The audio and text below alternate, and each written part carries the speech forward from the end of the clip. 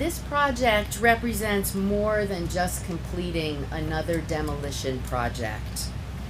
We are closer than ever to meeting what I call our Vision 2016, which is that we will have all 5 of our gaseous diffusion plant buildings demolished by the end of calendar year 2016. This is the 4th of the 5 buildings. We have 1 more to go. That's the K27 building. It's about the workforce, the folks that are out there every day in very tough conditions, doing high hazard work and doing it better than anybody else, and just doing it safely.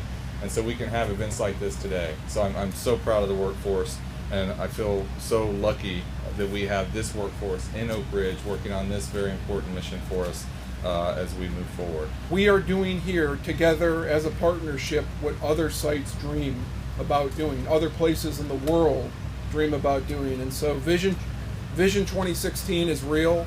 I hope this installs another element of confidence in our ability to do that.